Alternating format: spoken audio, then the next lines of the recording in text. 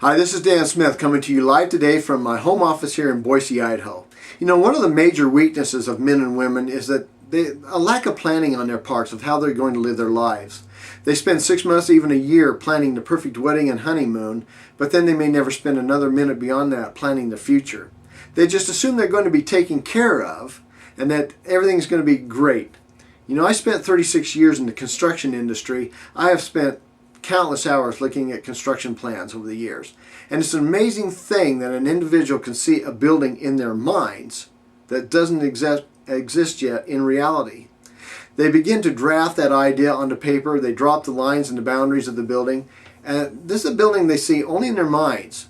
And as the plans begin to take shape on paper, it has gone from an abstract idea on its way to becoming a reality. The plans are given structure on paper. They are thought through, they are examined, and eventually they're put into a final draft. Now a builder can come along, take this set of plans that were in existence, first of all, only in the mind of the architect, then drawn out on paper, and now begin to flesh that out into reality. The ground is purchased, the basic outline is established, the property lines are, and the foundation goes in. And then the framers come along, they begin a framing process, and in a few days to a few weeks, that building has taken shape. Now, in the course of time, the walls will be set up, they'll be insulated, sheetrocked, painted, as well as the woodwork will go in, the plumbing, electrical, cabinets, carpet, lights. In the course of time, all the basic elements of that building are going to be in place, and the building will then become occupied.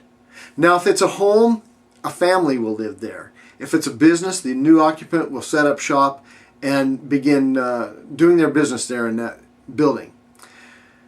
The building may be a small one-room building, or it may be a palace fit for a king. The point is that it began only in the mind of an individual, of the architect. It was then put onto paper, it was planned out, action was taken, and eventually that building became a physical reality. Now, what if a contractor had bought that property, ordered all the wood dropped off at the construction site, had all the subcontractors lined up and assembled, and then the contractor had given the order, build me a building? What do you suppose would happen? What would have been the first question on all the subcontractors' mind that they would have for that builder? I can tell you what it is. They'd say, where's the plans? If not for a set of plans, then each of the subcontractors would not have known where to spend their time effectively. The building may never be completed, and even if it did get finished, it would not be a very nice looking structure, because each person would have their own interpretation of the way that that building should be built. How about a sports team like football? How about all sport teams have a basic plan for the plays that they make? A pro football team would never make it to the Super Bowl without a planning. It requires diligent planning and striving for the goals the entire year, not just for the few months of the regular season. That preparation begins in the off season and continues all the way to the Super Bowl win. It is in the best interest of all human beings to sit down with a paper and a pen and to begin to think about their lives, of what they want and the direction that they need to go in order to make it a reality.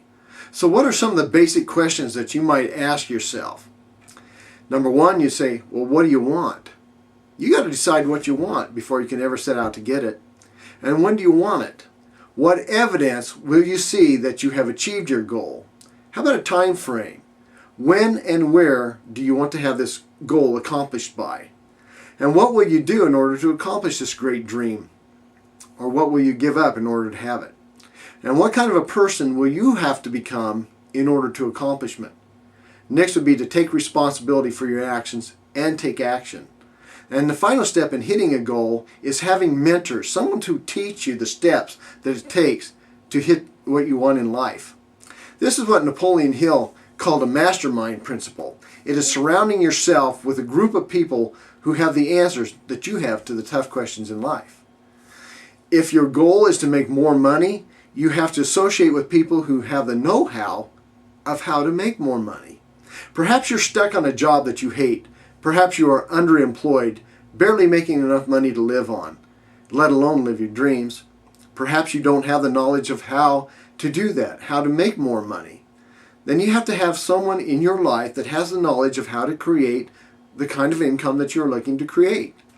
A way to control your life, to vacation when you want, to travel the world and see exotic places, to work when you want to, and not to have a ceiling on your income, to be able to sleep until you wake up, and how to control your destiny. Now, if you have reached a point in life where your life is not cutting it, then click on the link below this video. Enter your email address there, watch the free video that's on that next page, and discover how you can take control of your life today and how you can take action. This is Dan Smith wishing you a great day because you deserve it. I'll catch you on the next video.